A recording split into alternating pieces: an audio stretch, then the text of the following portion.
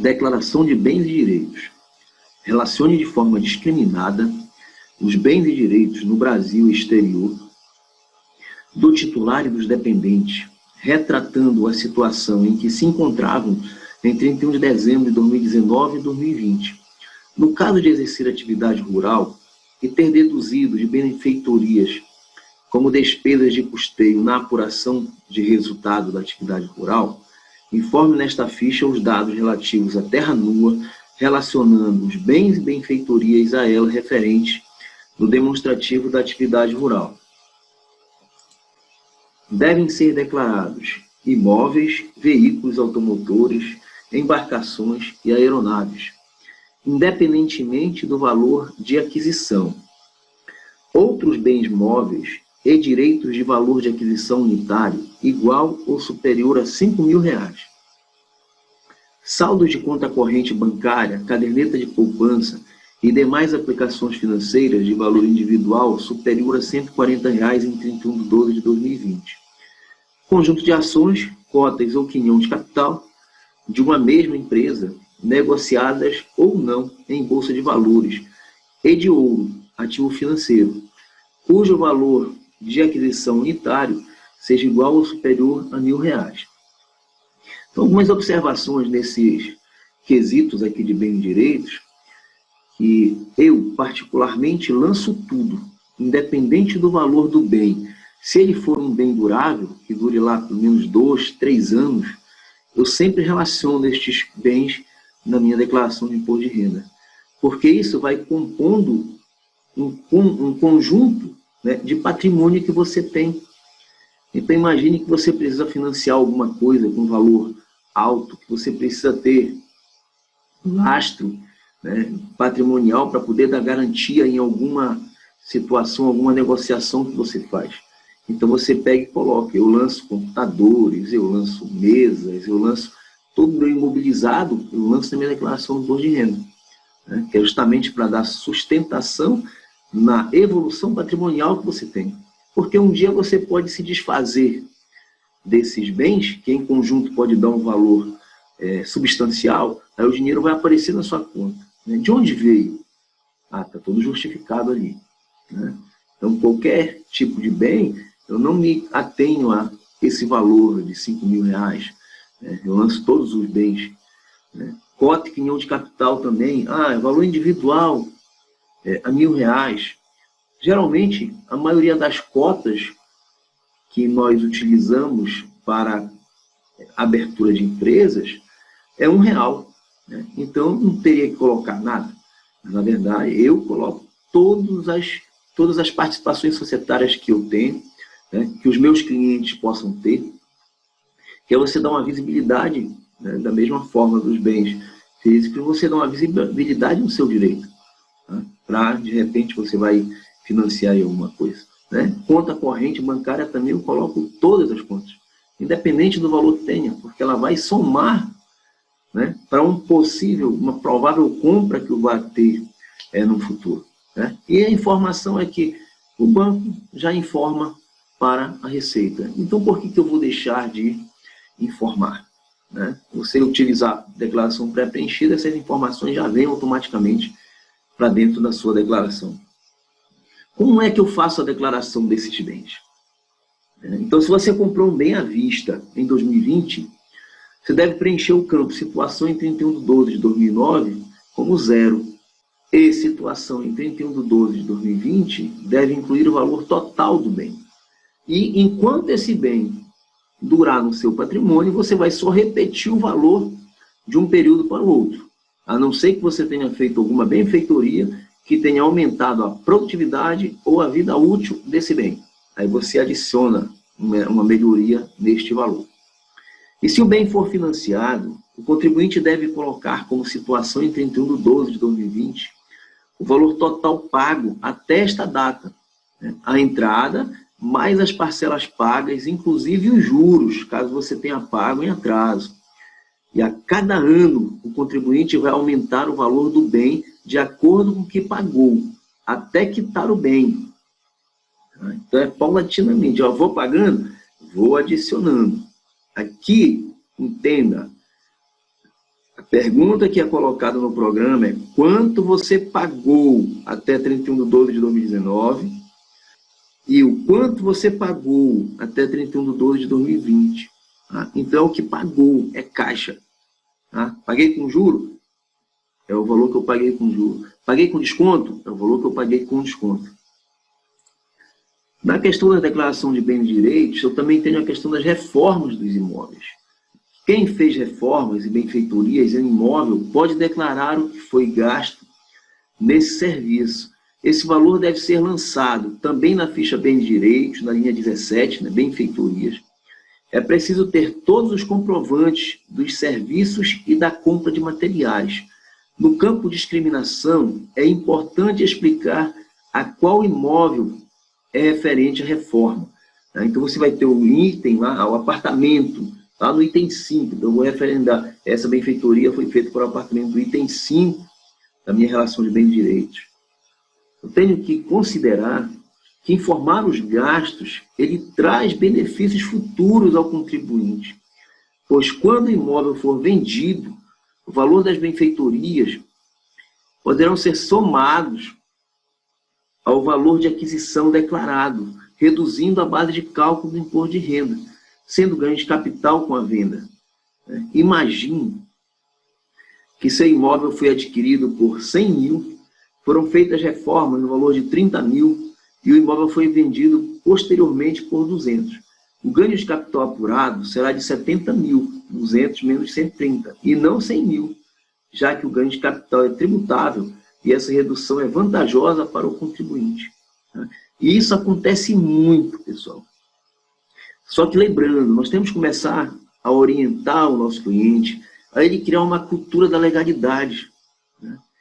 E demonstrar numericamente que às vezes uma economia de R$1, R$2, R$3 que ele tenha na aquisição de bens, né, materiais de construção, em entidades, em empresas que não emitem nota, que não são legalizadas, contratando pessoas sem fazer o registro do prestador de serviço, do autônomo, né, sem reter o INSS, que é o básico, né, porque o INSS é obrigatório para qualquer prestador autônomo, imposto de renda no caso de valor que dê base de cálculo, né, eu não posso lançar na declaração do imposto de renda.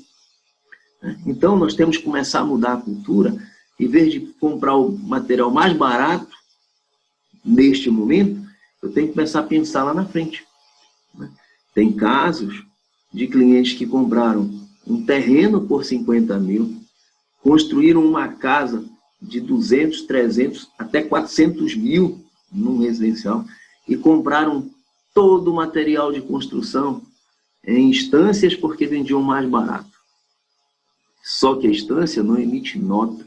Aonde o cliente estava comprando, ele não emitia nota, contratou os vizinhos para fazer a construção disso, né? Vizinhos que eram pedreiros, né? Para fazer a construção, e na hora de informar no imposto de renda, cadê os comprovantes? Aí eu não posso inserir na declaração se não tiver os comprovantes para fazer. Aí chegou a hora, né, do retorno. O cliente chega e fala assim, olha, eu estou vendendo a minha casa por 700 mil. Como é que eu faço? Eu falo, bom, aí deu problema, né? Porque você tem 700 mil e só tem o registro de um imóvel, de um bem, de um terreno, de 50 mil. Aí você vai ter um ganho de capital de 650 mil. Aí vamos jogar na tabela lá do GCAP, né, que é o programa do ganho de capital, né? Vamos fazer as reduções de base, que são legais, mas você vai ter que pagar um valor alto de imposto. Não, Marco, mas eu gastei lá 400 mil, então o valor é 450. Infelizmente, você não tem como provar que você gastou esses 400 mil, né? Então, se ele tivesse feito direitinho, né, paga o imposto, né, que na hora que você compra numa empresa que não emite nota, geralmente tem a diferença que ele tira lá o valor do imposto, e nem é o valor do imposto, é menos do que isso. Né? Aí você acaba sendo penalizado do futuro, porque o seu bem vai se valorizar. Né? Imóveis se valorizam naturalmente, né, por uma melhoria no bairro, né, uma melhoria na região, né, construção de alguma benfeitoria, quer seja pelo poder público ou pelo poder privado, né, uma ampliação de fluxo. Então, nós temos que ter muito cuidado com essa situação, porque senão o ganho de capital ele vai ser muito alto, 15% em cima do ganho de capital. Então, aqui no programa, eu entro aqui em bens e direitos, aí eu vou clicar em novo, aí eu tenho qual é o bem que eu vou lançar. Vamos dizer que nós estamos comprando um apartamento no ano de 2019. Aí eu tenho que registrar o IPTU. O IPTU ainda não é obrigatório, mas em breve ele será obrigatório, né, porque isso é um pacto federativo. Né, existe um programa do governo para identificar todos os imóveis. As pessoas têm que começar a regularizar os imóveis que são comprados, porque corre o risco no futuro de ser confiscado esse bem. Lembrando que todo bem que não tem escritura pública, ele continua pertencendo à União, ao Estado, ao município, não tem jeito. Tá? Então, eu tenho que colocar aqui a data de aquisição, a 12/10/2019. Aí eu vou discriminar apartamento no edifício Central Park, adquirido da construtora Centralizadora Limitada, sendo uma entrada de 40 mil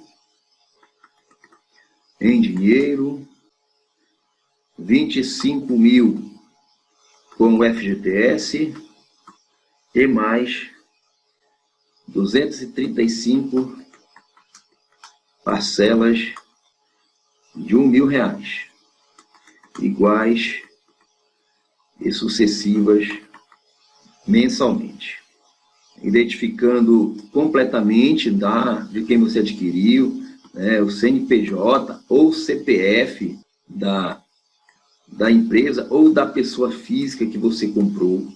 Né? Então, eu tenho que identificar completamente, né, fazer toda a descrição.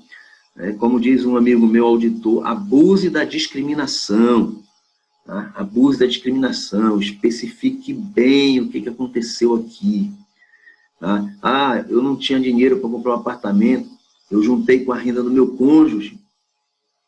Então, diga que foi R$40.000 em dinheiro da minha parte, mais R$25.000 do FGTS da minha esposa, do meu esposo, do meu companheiro, mais 235 parcelas.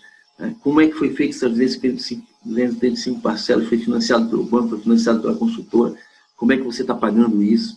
Então, aqui eu vou identificar o endereço, né, completo do imóvel, idade da federação, bairro, área total do imóvel. Eu tenho que colocar aqui qual é o tamanho desse imóvel, se é metro quadrado ou hectare, se teve registro no cartório de imóveis ou não, né? E lembrando que isso aqui é uma obrigatoriedade que foi implementada, mas que o governo sofreu uma pressão tremenda e teve que adiar a obrigatoriedade. Né? Então, por enquanto, ele ainda é facultativo, mas a qualquer momento ele pode entrar em obrigatoriedade. Então, aqui eu registro no cartório, né, de imóveis, e aí ele entrou em obrigatoriedade lá em 2018, só que por pressão, né, de ter sido algo novo, que não foi divulgado com antecedência, teve uma pressão e o governo resolveu prorrogar a obrigatoriedade e vem prorrogando durante todo esse tempo. Né? Então, a qualquer momento, ele pode ser obrigatório. Então, tem que começar a orientar o cliente a registrar seu imóvel, fazer com o seu nome, sob pena de perder o imóvel. Tá? Então, vamos lá. Como é que eu vou lançar 31/12/2019?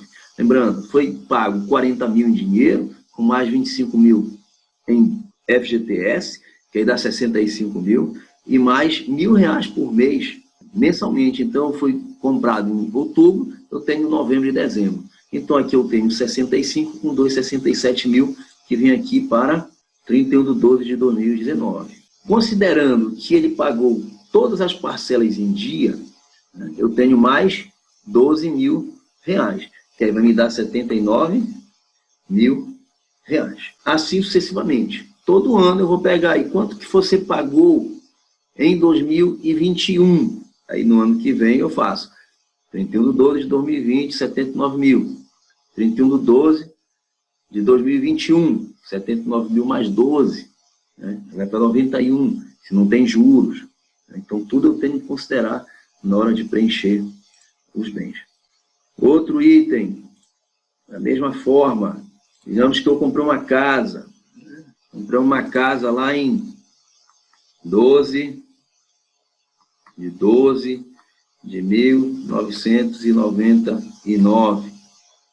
Casa adquirida do senhor imobiliário, CPF tal, pelo valor de 120 mil reais, à vista, na rua A, número 1, complemento Altos, Distrito Centro, Baixo do Cambu, área total 120 metros quadrados. Se eu colocar registrado no cartório, eu tenho que ter o número da matrícula do imóvel e o nome do cartório em que ele foi registrado. Doação em 31/12/2019, 120 mil. Lembrando que ele foi quitado à vista em 1999 e 2020 repete valor. Aí se eu tiver feito benfeitorias, aí você tinha que ter feito o lançamento, lá no item 17 benfeitorias, e depois, com o passar do tempo, você pega e encerra o valor da benfeitoria e agrega ao imóvel, para poder aumentar o valor. Tá? Ah, Marco, mas a valorização não conta? Não, não é assim que você valoriza o imóvel. Só se você fizer um laudo e apresentar na Receita Federal que houve uma melhoria, uma benfeitoria, tá? E não é tão simples para ser aceito. Então, você vai registrando apenas o que você pagou no imóvel, especificando esse valor que foi construído. Eu tenho aqui veículo automotor, aí ele vai te pedir o Renavan, ainda não é obrigatório, né, o Renavan. Aí você vai discriminar por completo o carro, dizendo qual é o tipo do carro, qual é a cor do carro, quem foi que vendeu esse carro, né? De quem que você adquiriu, inserindo o CNPJ ou o CPF da pessoa que vendeu para você. Tá? Ah, Marco, mas eu comprei o carro, dei um de entrada, eu entreguei o meu antigo de entrada. Aí você vai dizer, carro adquirido da concessionária tal, número CNPJ tal, mediante a entrega do veículo anterior pelo valor de X, mais tantas parcelas no valor de X, e vai preenchendo os dados por completo, dizendo como foi que você comprou isso. Ah, eu vendi para um particular, peguei o dinheiro e completei para pagar o carro. Não, aí já são dois lançamentos diferentes. Eu dou baixa no carro que eu tinha, pego esse valor e integralizo para pagar da entrada do novo veículo. Então, vamos lá, digamos que você comprou um veículo dando uma entrada de 30 mil e ficando mais 60 prestações de R$1.000, lá em julho de 2019. Então, você pagou 40 mil em julho, aí você tem mais R$5.000. Então, você vai lançar 45 mil em 31/12/2019 e mais 12 parcelas em 31/12/2020. Aí você tem R$57.000, considerando que não foi pago juros nenhum. Então, aí nós temos aí diversos itens relacionados para você declarar, né? Então, prédio residencial, prédio comercial, galpão, apartamento, casa, terreno, imóvel rural, sala ou conjunto, construção, benfeitorias, loja, outros bens de imóveis, veículos automotores, terrestres, caminhão, automóvel, moto, etc., aeronave, embarcação, bem relacionados com o exercício da atividade autônoma, né? Aqui é que eu lanço meu computador, lanço minha mesa, minhas cadeiras, tudo que eu adquiri para a minha atividade autônoma, eu lanço aqui. É a cadeira do dentista, tudo que você tiver relacionado com a atividade. Joia, quadro, objeto de arte, coleção, antiguidade, linha telefônica. A linha telefônica, antes, quando você comprava uma linha telefônica, era um valor alto. Eu lembro que a última vez que teve uma expansão de linha da Telepará ainda, isso foi lá em 1995, 96, era R$ 2.800 uma linha telefônica. Na época era um valor bem considerável, né? Outros bens móveis, ações, inclusive as provenientes de linha telefônica, né? Porque tinha isso, você comprava a linha, R$ 2.800. E esses R$ 2.800 vinham em forma de ações da Telebrás. Cotas ou quinhão de capital, outras participações societárias, caderneta de poupança, aplicação de renda fixa, CDB, RDB e outros, ouro, ativo financeiro, mercados futuros e opções e a termo, outras aplicações e investimentos, créditos decorrentes de empréstimos, créditos decorrentes de alienação, plano PAIT, caderneta de pecúlio, poupança para construção ou aquisição de bem imóvel, outros créditos e poupanças vinculadas, depósito bancário em conta corrente do país, depósito bancário em conta corrente no exterior, exceto o informado sobre o código 80, né, saldo DEREX, dinheiro em espécie, moeda nacional. Então, se você tem dinheiro na carteira, guardado embaixo do colchão, você tem que lançar aqui, sempre lembrando que transações em dinheiro acima de R$ 30.000 por mês, você tem que fazer a DME, Declaração de Movimentação em Espécie, dinheiro em espécie, moeda estrangeira, outros depósitos à vista e numerário, fundo de curto prazo, fundo de longo prazo, fundo de investimento imobiliário, fundo de ações, fundos mútuos de privatização, fundo de investimento, outros fundos, saldo DEREX, Lei 11.171, criptoativos, né? Vamos ter uma aula específica sobre Bitcoin, né? Daí os 3 itens, né, das criptomoedas, né? Bitcoin, outros criptoativos, demais criptoativos, licença e concessões especiais, título de clubes assemelhados, né? Então, se você é sócio de algum clube, você tem que dizer aqui qual é o valor do título que você pagou, direito de autor, né? De inventor e patente, direito de lavra e assemelhado, né? Por quem tem exploração de minério, consórcio não contemplado, leasing, VGBL, né, que é a Previdência, Vida Gerador de Benefícios Livres, diferente da PGBL. A PGBL deduz em base de cálculo do imposto de renda, vai lá para pagamentos. A VGBL não, ela tem um acúmulo de bens e direitos e não deduz imposto de renda. E outros bens e direitos, qualquer um que você queira pôr, né? Repito, eu coloco todos os bens que eu possa ter adquirido.